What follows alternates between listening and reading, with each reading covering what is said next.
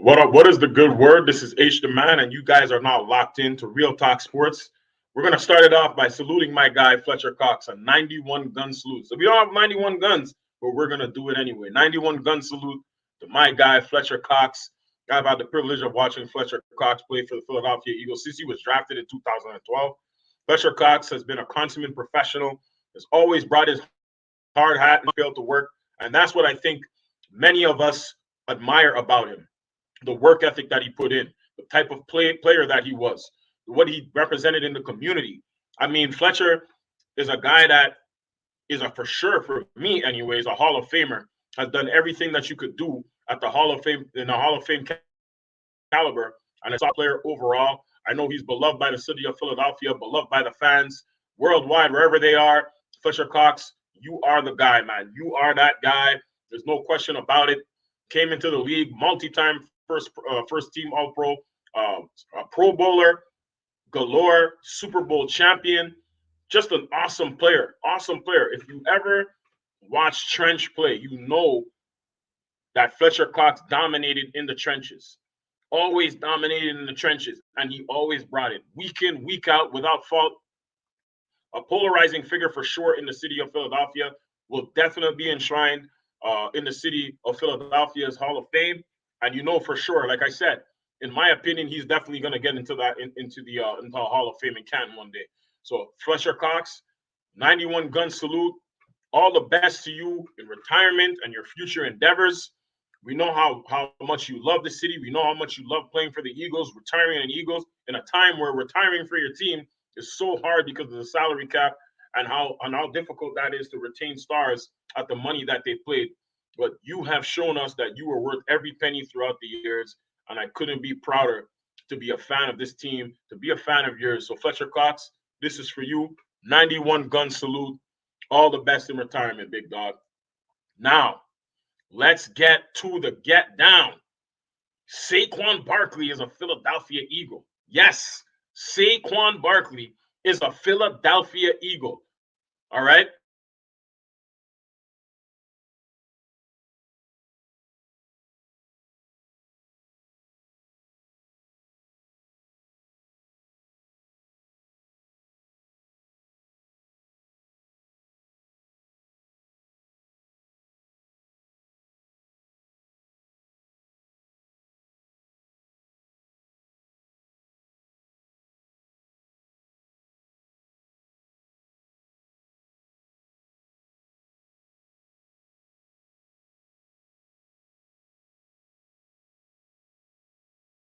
Our fan base loves players that go hard all the time. You want to see the effort weekly. They want to see the effort when it comes to when the games that matter. Saquon Barkley is going to be able to do just that. He's going to be able to come in here and really transform the dynamic of what we got going on offense with a young Jalen Hurts, an ascending A.J. Brown, a continuing to evolving Devontae Smith. We went ahead and locked up another one of our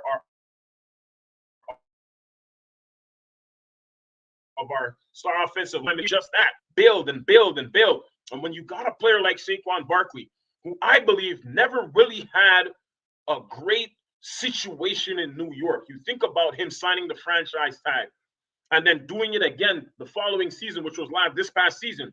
The Giants gave him $11.5 million, added another million just to show. And he always advocated for his teammates. He's always supported his teammates. Daniel Jones was being shot on left, right, and center. And guess what? It was Saquon Barkley that stepped up into the media and spoke ravingly about his teammate, but the love was not reciprocated by the franchise. Saquon wanted to be the face of the franchise for years. They did not deal with him correctly. And what better way to stick it to your boss than by staying in the division and giving it to the Giants 2 times a year? This is something that Giants fans are going to dislike. They're going to hate. And I know why they're in their feelings, because he's coming to Philly. And I feel like Saquon is just a match made in heaven. Look at this offensive nucleus. Jalen Hurts, Devontae Smith, A.J. Brown, Dallas Goedert, the offensive line, Jordan Mailata. You have a replacement for Jason Kelce already in Cam Jurgens. Landon Dickerson just locked up his deal. We still have, again, Lane Johnson, who's played pretty solid football throughout his career. We're talking about another future Hall of Famer as well. And of course, Kyler Steen that we drafted in the 6th round last season from Alabama. He comes to our team as well to stay with us long term. But I think this is going to be a match made in heaven for Philly. It's a match made in heaven for Saquon. It's a match made in heaven for the fans of Philadelphia, because we get a guy that's going to play hard for us every single week, and he's going to put everything together. Saquon Barkley, bro, I'm so happy to have you on the squad. All the best to you and your family. Now that you're in Philly, you better believe they're going to take good care of you. On to more. Bryce Huff gets a 3-year deal, $51 million. I think this is tremendous for Bryce Huff, because Bryce Huff is an ascending player, a young ascending player, a player who's still fairly young in the league, has not really reached his full potential. And to be honest, he has never played with the type of players that we have in the trenches in Philadelphia. He's always been a player that has a high motor, very solid effort. And again, we talk about the week in, week out play like guys like Saquon Barkley are going to offer our team. Bryce Huff fits that mold. And he also fits the mold of a Vic Fangio and what he wants to do on defense. I think about the 3-4 scheme. I think about 5 men down usually, especially when you got guys who are heavier and they can play well inside, but they're also versatile enough to be able to go outside and create havoc as pass rushers. Bryce Huff definitely built. And I think that once we get him in play, and once we have him on the field to match up with Jalen Carter and Jordan Davis and Milton Williams, we're really going to see what's up. And on top of it, like I said, he's never had the type of players around him. We had coming off the edge and coming inside the trenches. Bryce Huff is going to create a lot of problems. Create a lot of havoc. I mean, for us, we played against the Jets last year. That game that we lost, that first game that we lost was against the New York Jets. This pass rush had a lot to do with it. And I'm shouting out Bryce Huff because he was absolutely, like, you see the stats right here. Everything is up there, and he's just continuing to get better and better and better. And I feel like for him, especially where he's at in his career, a young ascending player, he's going to continue to build on what we have in terms of personnel, and we need to continue to build on what we've gotten in terms of personnel. And I'm not talking just through the free agency, but also through the draft. Look forward for Bryce Huff to come in and be a constant presence in the backfield for quarterbacks everywhere. And once you guys all get familiar, we'll actually start to see what's going to happen for our team going forward. But I definitely feel the 3 earlier moves. Landon Dickerson, obviously getting locked up, the richest guard in the NFL, $84 million. We go ahead and we get a young ascending player in Bryce Huff to come over and bolster our defensive line. We also get Saquon Barkley to come in and help our offense just be that much more dynamic. In the NFC East, I don't see anybody standing in our way. I just don't. Even if the Dallas Cowboys happen to go ahead and grab Derrick Henry, I don't think it can complement what we have done in the offseason so far, so early in the offseason, day 2 of free agency, just beginning to start up. The actual legal time period, the date in which the NFL resets and starts the new year is March 13th. So that's going to be tomorrow. I expect there to be a slew of moves, not just for us, but for other teams as well, to continue to happen. I like what the Green Bay Packers have done in day 1. I even got to tip my hat to the Giants. Honestly, after losing Saquon Barkley, you go ahead and trade for Brian Burns. You bring him over. You give him $150+ million right away. I think that's a really good move on your behalf. But you lose out in your safety. He goes over to Green Bay. Again, I just mentioned Green Bay has done a lot. Josh Jacobs. They went ahead and they took the Giants' safety, a young guy, 24 years old. And I think they're going to continue to build on what they've done last year. This definitely puts them in the category of top offenses in the NFL right now, without question. But again, back to the Eagles. Landon Dickerson locked up.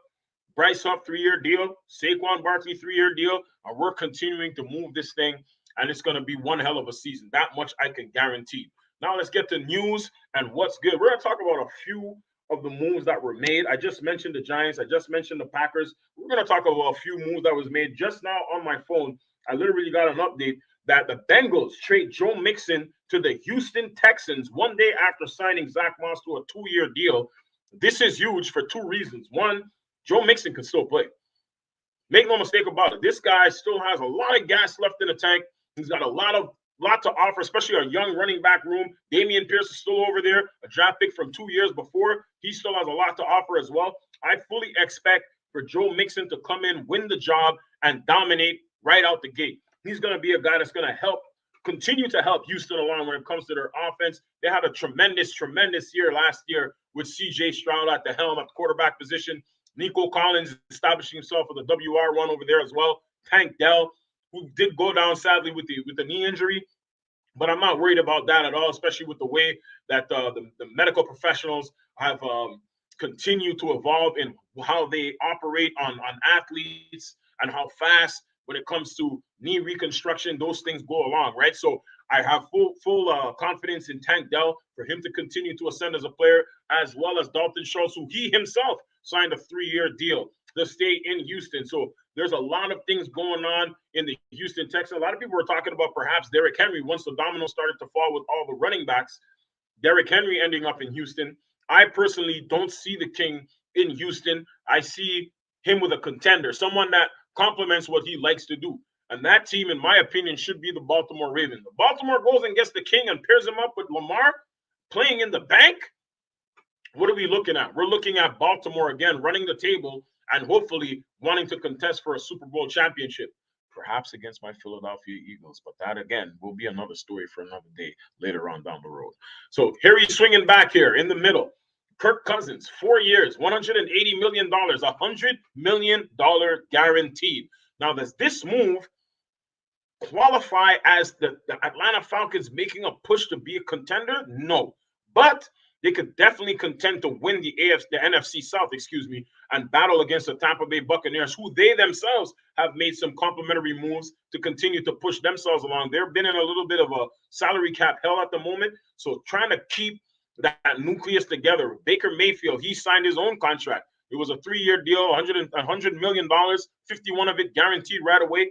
And you also look at Mike Evans the week before re-signing back with the team after rumors were out there that he wanted to explore free agency just to see what was out there for him. And you take a look at what he's been able to accomplish throughout his career, Tampa Bay with Baker Mayfield and Mike Evans rivaling against the Atlanta Falcons. I think that matchup is going to be really good. They might start a little slow just because, again, Kirk Cousins is leaving a situation where he was very, very familiar, but he gets there early, right? So has familiarity with Zach Robinson, the new offensive coordinator who was formerly a quarterback coach in Los Angeles with Sean McVay, but there's familiarity with Robinson, who Kirk Cousins worked with when McVay was a coach in Washington underneath the Kyle Shanahan offensive system. He moved on, went to Minnesota. A couple of years later, after being coached by Mike Zimmer, gets the coach in Kevin O'Connell, who he was very familiar with, and then rejuvenated his career tenfold. But he leaves Justin Jefferson. He leaves the young Jordan Addison, who filled in well for Justin Jefferson when Justin Jefferson got hurt last season, and goes over to Atlanta with another budding core of young stars. You're talking about Kyle Pitts. You're talking about Drake London. Talking about Bijan Robinson, and an offensive line that was really starting to get things together throughout the season. I would say later in the year when things were all said and done. But Atlanta goes ahead, locks up Kirk Cousins, 4 years, $100 million. Now that's big money. If that's not big money, I don't know what is. And again, the day Kirk Cousins writes a book, I'm going to buy that book because I need to know how come this guy is always getting that bag. Everywhere he's gone, he's got the money. He's got the money when it came to Washington. They franchise tagged him. At the time, it was the highest amount of money that you could give to a quarterback. And he got the tag 3 times before he was traded to Minnesota. And then Minnesota threw the big bag at him. And now that he upplayed that contract and went ahead and got another bag in Atlanta. The familiarity, the opportunity to start fresh, and the opportunity to cement a legacy, maybe even contend for a Super Bowl championship, was all too much for Kirk Cousins to deny. So congratulations to him and everything that he's going to be accomplishing. In a coverage to that move of Kirk Cousins signing over to the Atlanta Falcons, the Vikings went ahead and agreed to a deal with Sam Darnold, a former #1 pick. I think this is a good spot for Sam Darnold. I don't know if this will be enough to retain Justin Jefferson. There's a lot of buzz, a lot of rumors talking about Justin Jefferson maybe asking for a trade after losing Kirk Cousins, but I don't think it's going to be automatic. I think if the Vikings throw him the bag, he's going to be staying. I don't think he'll go anywhere. It's tough to find a really good spot with a really good head coach. Kevin O'Connell is a really good head coach. After you saw Kirk Cousins go down, he was able to still patch things together where they remained competitive, and they were even for a while trying to battle for a playoff spot. but the injuries were just too overwhelming. And it wasn't just again the quarterback position; they suffered injuries across the board. And we're going to look to reset and re-up this offseason. We'll continue with moves that they've been made better. But Sam Darnold to replace, perhaps, maybe replace Kirk Cousins. We don't know. The Vikings might draft a guy, might have an open competition in camp and see who wins the job. But I think this works for Sam Darnold. Again, a former #1 pick, has moved around a little bit. The Jets destroyed this young man's career early. He ended up going to Carolina. It didn't work out there. Left there, went to San Francisco last season, was a backup to Brock Purdy, came in, played well when he was asked. But now he gets an opportunity to reset and try his hand in potentially winning a starting quarterback job. Also, the Commanders went ahead and signed Clelin Ferrell to a deal, the defensive end who was with the San Francisco 49ers this past season. They also went and signed Austin Eckler to a 2-year deal. It's a good move for them. I don't know if I necessarily like it for Austin Eckler because I don't see the Washington Commanders being a ground and pound running game type of a team. They already got Brian Robinson formerly from Alabama. He's there, and they really, really like him. So does Austin Eckler be a starter? Is he a compliment guy? Is a guy that they're going to put into different positions? We have yet to see it. We know Cliff Kingsbury is over there. We know what he can do. We know he's very versatile, especially when it comes to his play calling and his creativity on the offensive side of football. So I'm going to be very, very excited and intrigued to see what happens. Well, that's going to be it for now. Ladies and gentlemen, like I signed in, I'm signing out. Peace and love always. Peace.